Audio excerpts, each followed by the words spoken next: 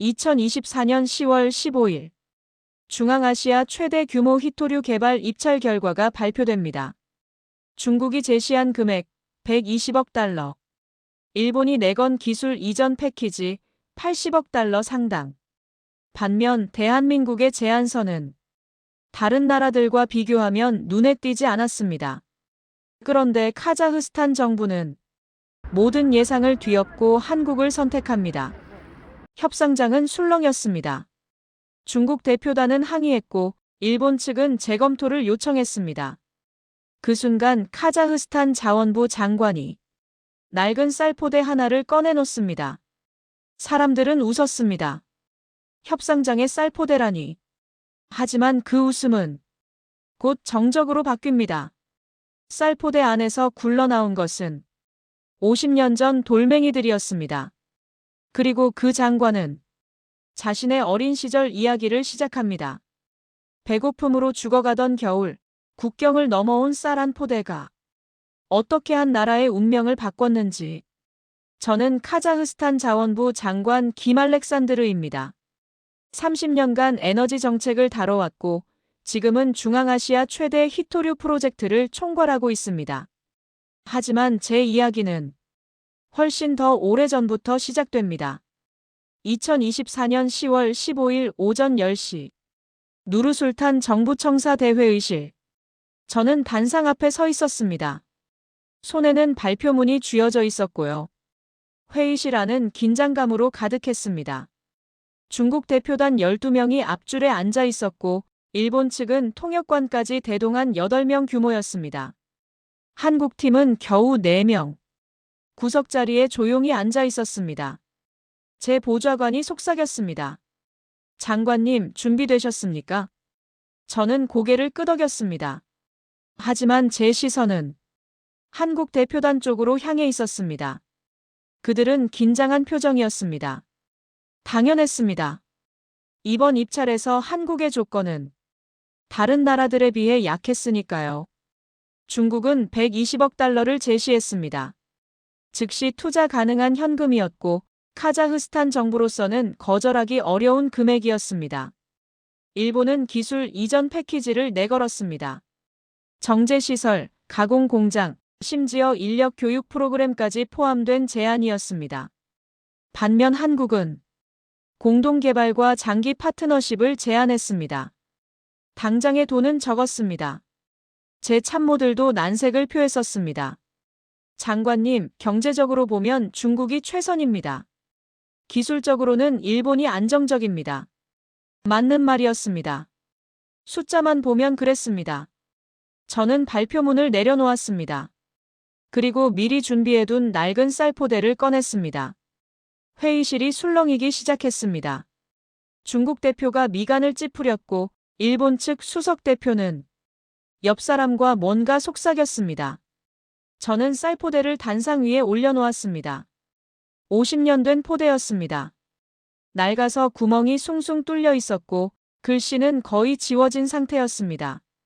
장내에서 웃음이 새어나왔습니다. 중국 대표 중 한 명이 이게 무슨 쇼입니까? 라고 말하는 소리가 들렸습니다. 저는 침착하게 말했습니다. 이것은 쇼가 아닙니다. 이것은 기억입니다. 그리고 쌀포대를 기울였습니다. 안에서 돌멩이들이 굴러 떨어졌습니다. 탁, 탁, 탁. 조용한 회의실에 돌 구르는 소리만 울렸습니다. 저는 그 돌멩이 하나를 집어들었습니다. 손바닥만 한 크기. 표면은 거칠었고 세월의 흔적이 그대로 남아 있었습니다. 여러분, 저는 1974년생입니다. 카자흐스탄 크질오르다에서 태어났습니다. 제가 태어난 그곳은 스탈린 시절 강제 이주된 고려인들이 모여 사는 마을이었습니다. 회의실이 조용해졌습니다. 중국 대표의 표정이 굳어졌고 일본 측도 더 이상 웃지 않았습니다. 한국 대표단은 저를 바라보고 있었습니다. 그들은 아직 무슨 일이 벌어지는지 정확히 파악하지 못한 것 같았습니다. 저는 계속 말했습니다. 제가 5살이던 1979년 겨울. 그해 겨울은 특히 혹독했습니다. 우리 마을에는 먹을 것이 없었습니다. 제 기억 속 첫 번째 장면은 배고픔입니다. 아침에 눈을 뜨면 배가 고팠고 잠들 때도 배가 고팠습니다. 어머니는 풀뿌리를 삶아주셨습니다. 그게 우리의 식사였습니다. 저희 집만 그런 게 아니었습니다. 마을 전체가 그랬습니다. 겨울이 되면 사람들이 얼어 죽었습니다. 제 친구들도 그 겨울을 넘기지 못했습니다. 소련 정부는 우리를 신경 쓰지 않았습니다. 강제로 끌려온 사람들이었으니까요. 우리는 잊힌 사람들이었습니다. 회의실의 공기가 무거워졌습니다. 저는 잠시 말을 멈췄습니다. 한국 대표단 중 한 명이 눈가를 훔쳤습니다. 1979년 12월 어느 날 밤. 정확한 날짜는 기억나지 않습니다. 하지만 그날의 추위는 지금도 생생합니다. 마이너스 30도가 넘는 밤이었습니다. 마을 입구에서 트럭 소리가 들렸습니다. 사람들은 놀랐습니다. 겨울에 우리 마을로 오는 차는 거의 없었으니까요. 저는 어머니 손을 잡고 창문 너머로 바라봤습니다. 군용 트럭이었습니다. 소련군 트럭. 사람들은 두려워했습니다. 군인들이 오면 좋은 일이 없었으니까요. 하지만 그날은 달랐습니다. 트럭에서 내린 군인들은 말없이 짐을 내리기 시작했습니다. 쌀포대였습니다. 마을 사람들은 믿을 수 없다는 표정으로 서 있었습니다. 군인들은 포대를 다 내려놓고 한마디도 하지 않고 떠났습니다. 누가 보냈는지, 왜 보냈는지 아무 설명도 없었습니다. 마을 어른들이 포대에 다가갔습니다. 그리고 울기 시작했습니다. 저는 어머니께 물었습니다. 왜 우세요? 어머니는 쌀포대를 쓰다듬으며 말씀하셨습니다. 알렉산드르야. 이건 우리 조상의 나라에서 온 거란다. 조상의 나라. 저는 그때 처음 대한민국이라는 나라 이름을 들었습니다. 쌀포대에는 표시가 거의 지워져 있었습니다. 하지만 희미하게 한글 자음이 보였습니다. 마을 어르신 한 분이 그 글자를 읽으려 애쓰셨습니다. 그분은 젊었을 때 한반도에서 살았던 분이었습니다. 그분이 떨리는 목소리로 말씀하셨습니다. 대한민국에서 온 쌀이다. 사람들은 그 말을 듣고 주저앉았습니다. 저는 이해하지 못했습니다. 왜 어른들이 쌀을 보고 우는지. 하지만 나중에 알았습니다. 그 쌀은 단순한 식량이 아니었습니다. 그것은 우리가 잊히지 않았다는 증거였습니다. 소련 땅 한복판. 아무도 찾지 않는 마을. 얼어 죽어가는 사람들. 그런 우리를 누군가 기억하고 있었다는 사실. 그게 사람들을 울게 만들었습니다. 회의실은 조용했습니다. 중국 대표는 팔짱을 낀 채 굳은 표정이었고 일본 측은 서로 눈빛을 교환하고 있었습니다. 한국 대표단은 숨을 죽이고 제 이야기를 듣고 있었습니다. 저는 계속했습니다. 그 쌀로 우리는 겨울을 넘겼습니다. 매일 아침 흰쌀밥을 먹었습니다. 저는 태어나서 처음 배부르게 밥을 먹었습니다. 그리고 살았습니다. 제 친구 중 몇은 이미 죽고 난 뒤였지만 그 쌀 덕분에 더 많은 아이들이 살아남았습니다. 봄이 왔을 때 마을 어른들이 모였습니다. 그리고 결정했습니다. 이 은혜를 갚아야 한다고. 하지만 우리에게는 돈도 없었고 보낼 물건도 없었습니다. 그래서 사람들은 돌을 모았습니다. 마을 뒷산에서 가장 단단한 돌을 골랐습니다. 어른들은 그 돌에 정성을 담았습니다. 어떤 분은 돌 표면을 닦고 또 닦았습니다. 어떤 분은 돌을 품에 안고 기도하듯 앉아 계셨습니다. 저도 작은 돌 하나를 골랐습니다. 어머니가 도와주셨습니다. 알렉산드르야, 이 돌에 내 마음을 담으렴. 저는 그 작은 돌을 꼭 쥐고 있었습니다. 고맙다고. 살려줘서 고맙다고. 그 마음을 담았습니다. 마을 사람들은 돌을 모아서 비어있던 쌀포대에 다시 담았습니다. 그리고 어떻게든 한국으로 보내려 했습니다. 하지만 쉽지 않았습니다. 소련에서 한국으로 물건을 보낸다는 것 자체가 불가능했습니다.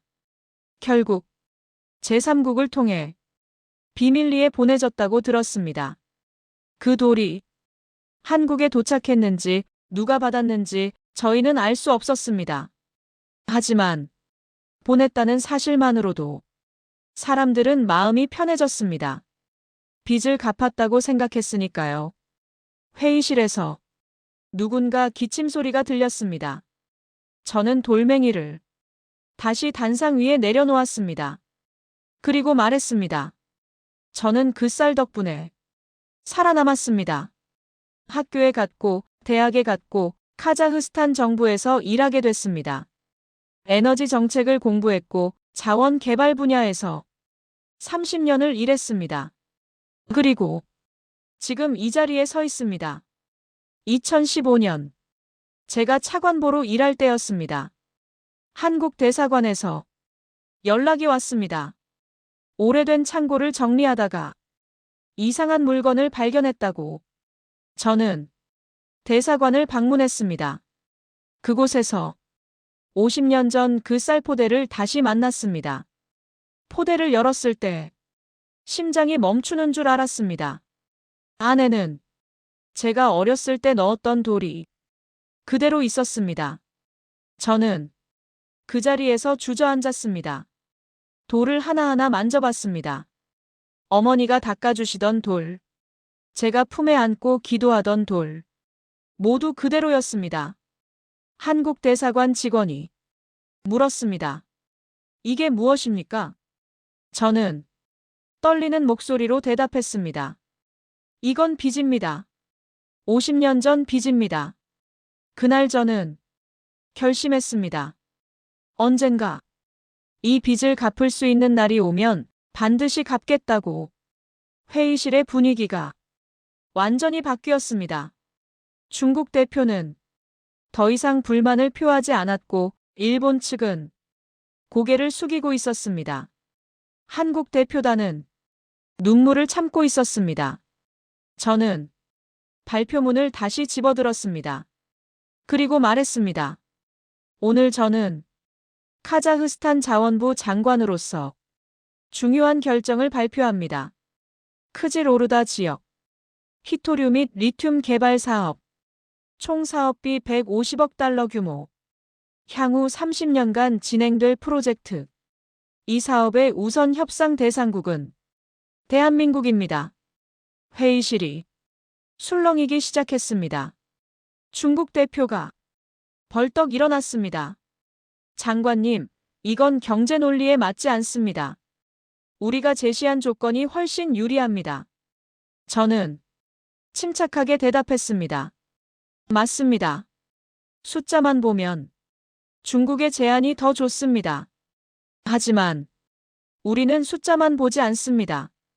일본 대표도 손을 들었습니다. 기술 이전 측면에서 우리의 제안을 재검토해 주시기 바랍니다. 저는 고개를 저었습니다. 감사합니다. 하지만 결정은 이미 내려졌습니다. 왜냐하면 저는 한국 대표단을 바라봤습니다. 그들은 여전히 믿기지 않는다는 표정이었습니다. 왜냐하면 50년 전 대한민국은 우리에게 조건을 제시하지 않았습니다. 대신 우리를 잊지 않았습니다. 그리고 그것이 가장 강한 조건이었습니다. 회의가 끝난 뒤 한국 대표단이 제게 다가왔습니다. 수석 대표는 말문이 막힌 듯 한동안 아무 말도 하지 못했습니다. 그러다 떨리는 목소리로 말했습니다. 장관님, 저희는 몰랐습니다. 그런 일이 있었는지. 저는 미소를 지었습니다. 물론입니다. 이건 기록에도 없는 일이니까요. 1970년대 대한민국. 그때는 쌀이 부족한 시절이었다고 들었습니다. 보릿고개라는 말이 아직 살아있던 시절. 그런 상황에서 쌀을 해외로 보낸다는 것은 정치적으로 위험한 결정이었을 겁니다. 그래서 기록을 남기지 않았을 겁니다. 공식 지원도 아니고 외교 문서도 없고 그저 조용히 보냈을 겁니다. 한국 대표가 물었습니다. 그런데 어떻게 그 사실을 아셨습니까? 저는 쌀포대를 가리켰습니다. 저는 그 쌀을 먹고 자란 사람입니다. 제 온몸이 그 쌀로 만들어졌습니다. 그리고 제 인생이 그 쌀 덕분에 시작됐습니다. 어떻게 잊을 수 있겠습니까? 그날 저녁, 저는 혼자 집무실에 남아 있었습니다. 창밖으로 누르술탄의 야경이 보였습니다. 현대적인 빌딩들, 화려한 조명들. 30년 전만 해도 이 도시는 황량한 초원이었습니다. 저는 책상 서랍에서 오래된 사진 한 장을 꺼냈습니다. 1979년 겨울, 쌀을 받던 날, 누군가 찍은 사진이었습니다. 흐릿한 흑백 사진. 그 속에 5살 저의 모습이 보였습니다. 말랐고 눈은 커 보였고 옷은 해졌습니다. 하지만 쌀포대를 안고 있는 제 얼굴에는 미소가 있었습니다. 저는 그 사진을 오래 바라봤습니다. 그리고 생각했습니다. 저 아이가 오늘 이 자리까지 온 이유가 뭘까? 운이었을까? 노력이었을까? 아닙니다. 그건 50년 전 누군가의 선택 때문이었습니다. 국내 여론이 반대하는 상황에서도 정치적 이익이 없는데도 그 쌀을 보내기로 결정한 누군가의 용기 때문이었습니다. 핸드폰이 울렸습니다. 대통령 비서실장이었습니다. 장관님, 대통령께서 설명을 요청하셨습니다. 왜 한국을 선택했는지. 저는 답했습니다. 내일 아침 대통령님을 뵙겠습니다. 전화를 끊고 저는 다시 창밖을 바라봤습니다. 카자흐스탄은 자원이 풍부한 나라입니다. 석유, 천연가스, 히토류, 리튬. 세계 각국이 우리의 자원을 원합니다. 중국은 돈을 가져왔고 러시아는 군사력을 배경으로 했고 서방 국가들은 기술을 제안했습니다.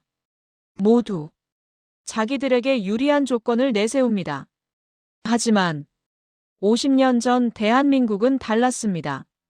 그들은 대가를 바라지 않았습니다.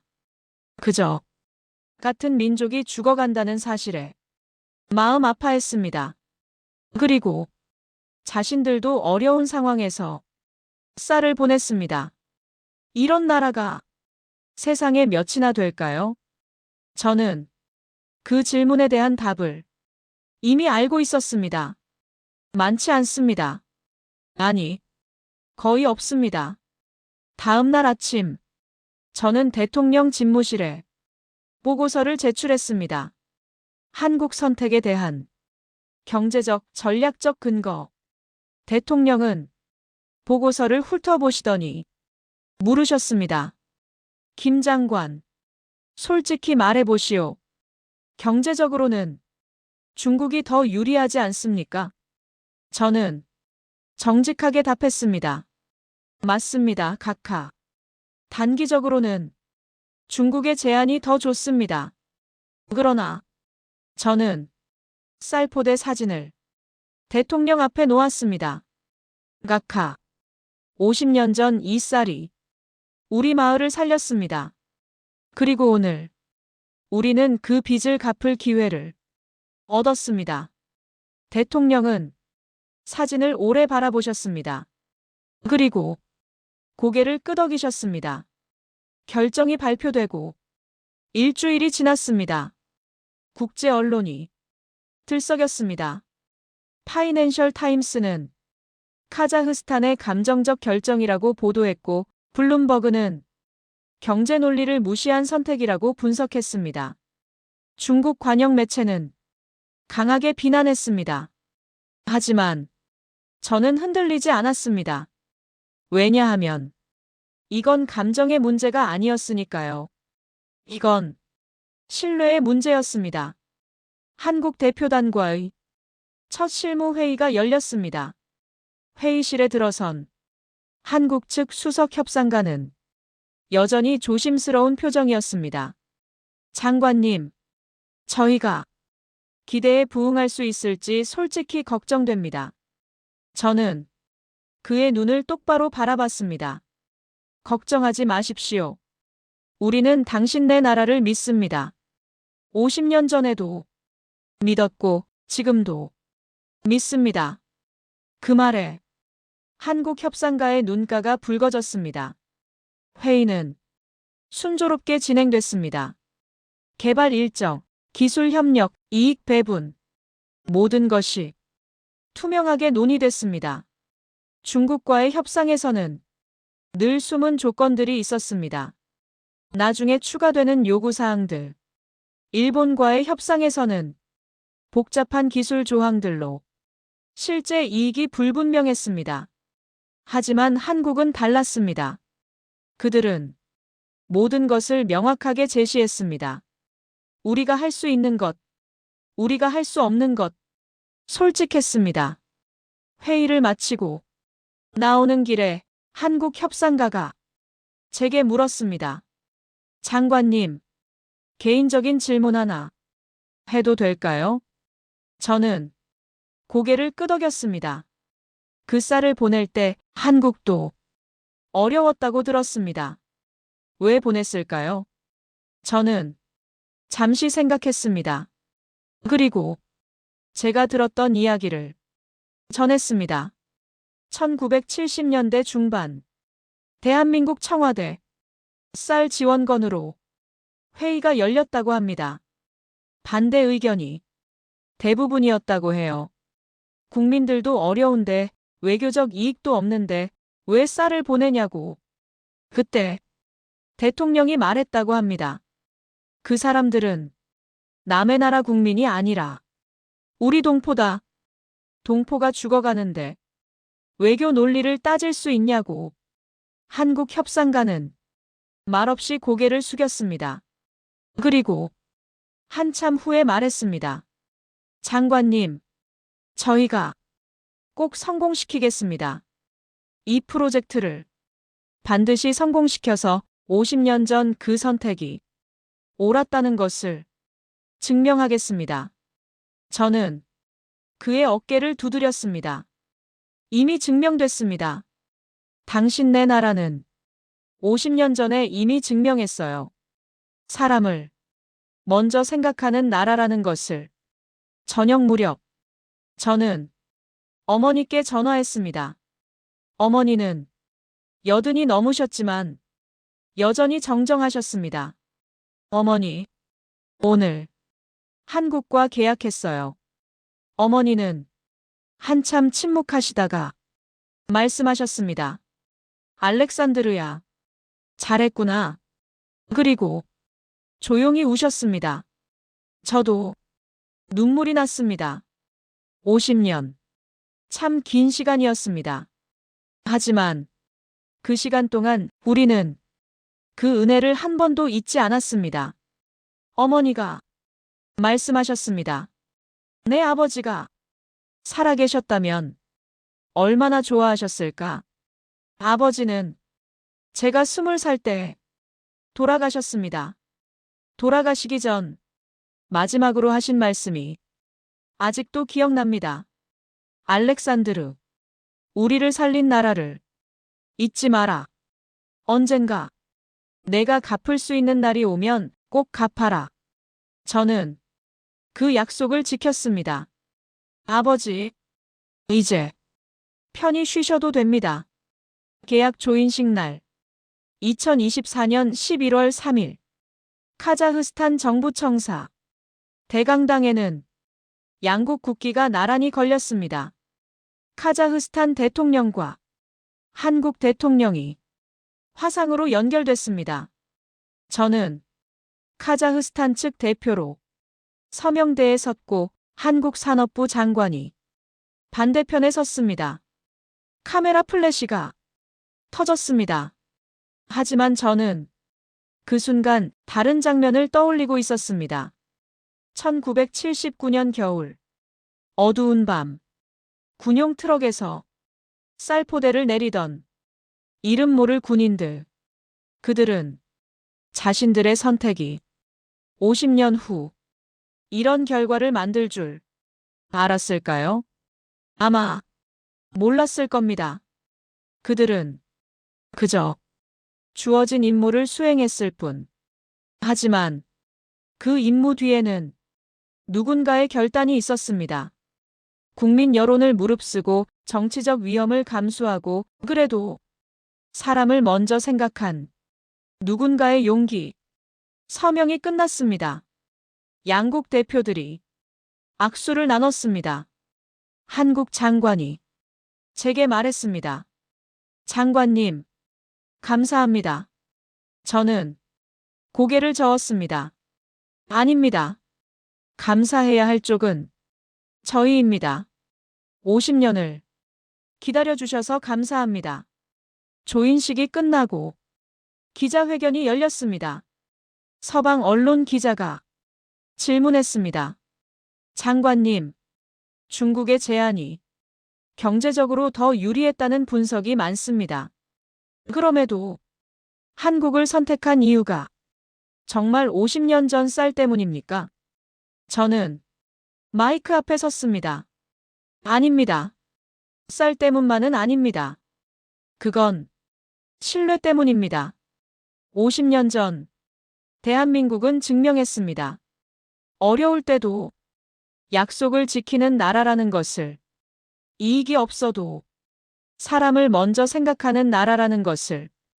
우리는 그런 나라와 30년을 함께 가고 싶습니다. 돈은 30년 후 사라질 수 있습니다. 하지만 신뢰는 더 오래 남습니다. 중국 관영 매체 기자가 손을 들었습니다. 하지만 경제 협력은 감정이 아니라 실리로 판단해야 하는 것 아닙니까? 저는 침착하게 답했습니다. 맞습니다. 실리도 중요합니다. 하지만 진짜 실리가 뭔지 아십니까? 30년 뒤에도 계속 함께 할 수 있는 파트너를 선택하는 겁니다. 중국은 지금 당장 많은 돈을 제시했습니다. 하지만 조건이 바뀌면 그 돈도 바뀔 수 있습니다. 한국은 50년 전에도 조건 없이 도왔습니다. 그게 우리가 믿을 수 있는 증거입니다. 회견장이 조용해졌습니다. 로이터 기자가 질문했습니다. 이번 결정이 중국과의 관계에 영향을 미칠 것 같습니까? 저는 솔직하게 답했습니다. 우리는 모든 나라와 좋은 관계를 유지하고 싶습니다. 이번 결정은 누구를 반대하기 위한 것이 아니라 가장 신뢰할 수 있는 파트너를 선택한 것입니다. 중국도 우리의 중요한 파트너입니다. 다만 이번 프로젝트에서는 한국이 더 적합하다고 판단했습니다. 한국 언론 기자가 마지막 질문을 했습니다. 장관님께서 직접 받으셨던 그 쌀은 지금 어디 있습니까? 저는 미소 지었습니다. 사라졌습니다. 50년 전에 우리가 먹었으니까요. 하지만 그 쌀은 사라지지 않았습니다. 제 몸이 그 쌀로 만들어졌고 제 인생이 그 쌀 덕분에 시작됐습니다. 그리고 오늘 그 쌀은 양국의 신뢰로 다시 태어났습니다. 계약 후 첫 프로젝트가 시작됐습니다. 크지로르다 지역 지질조사 한국기술팀이 도착했습니다. 저는 직접 현장을 방문했습니다. 그곳은 제가 태어난 마을에서 불과 50km 떨어진 곳이었습니다. 한국 기술팀장이 저를 맞이했습니다. 장관님, 이 지역 지질 구조가 예상보다 훨씬 좋습니다. 희토류 매장량이 우리 추정치의 2배는 될 것 같습니다. 저는 그 말을 듣고 가슴이 뜨거워졌습니다. 50년 전 그 쌀을 받았던 마을 근처에 이렇게 큰 자원이 잠들어 있었다니 마치 하늘이 준비해둔 것 같았습니다. 기술팀장이 물었습니다. 장관님, 혹시 이 근처 출신이십니까? 저는 고개를 끄덕였습니다. 저 너머 50km 지점이 제가 태어난 마을입니다. 그러면서 옛 마을 이야기를 들려줬습니다. 1979년 겨울의 추위, 쌀을 받던 그날 밤, 돌을 모으던 마을 사람들. 기술팀장은 숙연한 표정으로 들었습니다. 그리고 말했습니다. 장관님, 저희 할아버지가 그때 청와대에서 일하셨다고 들었습니다.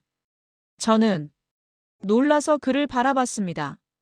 정말입니까? 네. 할아버지께서 돌아가시기 전에 말씀하셨어요. 당신네들이 제일 욕먹었던 일이 카자흐스탄에 쌀 보낸 거였다고. 국민들은 왜 우리 쌀을 남한테 주냐고 난리였대요. 하지만 대통령께서 밀어붙이셨고 할아버지는 그 일을 실행했다고 합니다. 저는 그의 손을 잡았습니다. 할아버지께 감사드린다고 전해주십시오. 할아버지의 그 선택이 오늘 이 자리를 만들었습니다. 기술팀장의 눈가가 붉어졌습니다. 할아버지는 돌아가셨습니다. 10년 전에. 하지만 이 이야기를 들으시면 얼마나 기뻐하셨을까요? 저는 하늘을 올려다봤습니다. 당신네 할아버지도 제 아버지도 그 시절을 함께 겪은 모든 분들이 지금 이 순간을 보고 계실 겁니다. 그날 저녁, 한국 팀과 저녁 식사를 했습니다. 젊은 엔지니어들이 여러 질문을 했습니다. 장관님, 한국을 선택하신 게 정말 쌀 때문이었습니까? 저는 솔직하게 답했습니다. 쌀이 시작이었습니다. 하지만 그 쌀이 의미하는 것, 그게 진짜 이유였습니다. 대가 없이 도울 수 있는 나라, 조건 없이 사람을 먼저 생각하는 나라. 그런 나라라면 30년을 함께 갈 수 있다고 믿었습니다. 한 엔지니어가 물었습니다. 하지만 만약 한국이 기대에 못 미치면 어떡하시겠습니까? 저는 웃었습니다. 그럼 함께 해결하면 됩니다. 50년 전 당신네 할아버지들이 우리를 포기하지 않았듯이 우리도 당신들을 포기하지 않을 겁니다. 식사가 끝나고 저는 혼자 옛 마을로 차를 몰았습니다.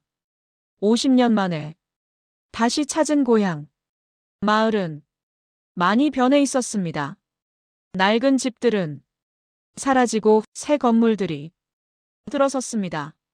하지만 마을 입구, 그 자리는 그대로였습니다. 1979년 겨울, 군용 트럭이 섰던 바로 그 자리. 저는 차에서 내렸습니다. 그리고 그 자리에 한참을 서 있었습니다. 바람이 불었습니다. 귓가에 어머니 목소리가 들리는 것 같았습니다. 알렉산드르야, 이건 우리 조상의 나라에서 온 거란다. 그리고 아버지 목소리도 우리를 살린 나라를 잊지 마라. 저는 무릎을 꿇고 땅에 손을 댔습니다. 아버지, 어머니, 저 약속 지켰습니다. 1년 후 2025년 11월 크지로르다 히토류 정제시설 기공식이 열렸습니다. 양국 대통령이 참석했습니다.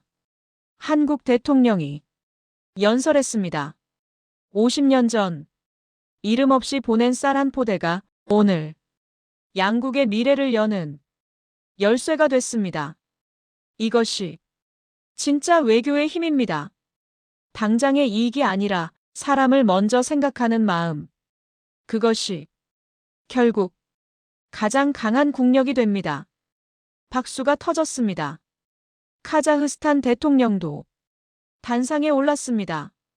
대한민국은 우리에게 단순한 협력국이 아닙니다. 50년 전 우리를 잊지 않았던 형제의 나라입니다. 앞으로 30년, 아니 100년을 함께 가겠습니다. 저는 객석에 앉아 그 장면을 지켜봤습니다. 옆에는 어머니가 계셨습니다. 어머니는 작은 보자기를 꺼내셨습니다. 알렉산드르야, 이걸 받아라. 보자기를 열자 작은 돌 하나가 나왔습니다. 어머니가 말씀하셨습니다.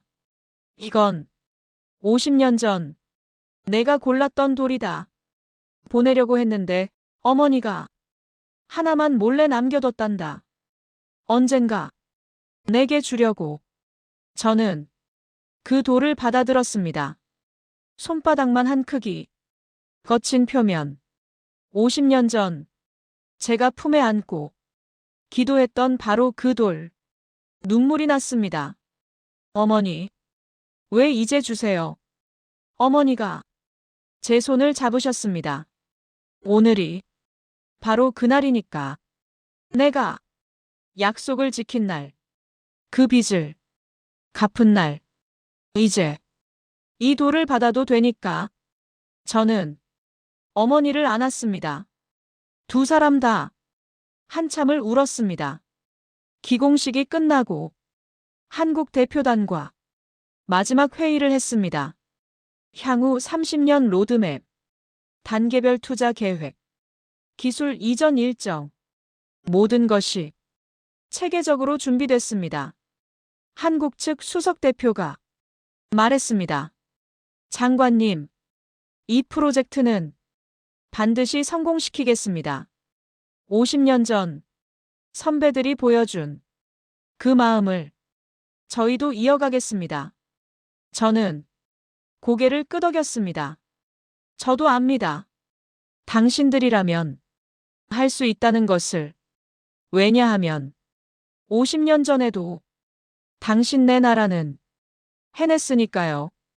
불가능해 보이는 일을.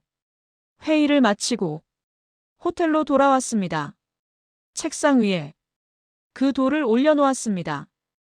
그리고 오랫동안 바라봤습니다. 이 작은 돌 하나가 여기까지 왔습니다. 1979년 겨울, 얼어 죽어가던 마을.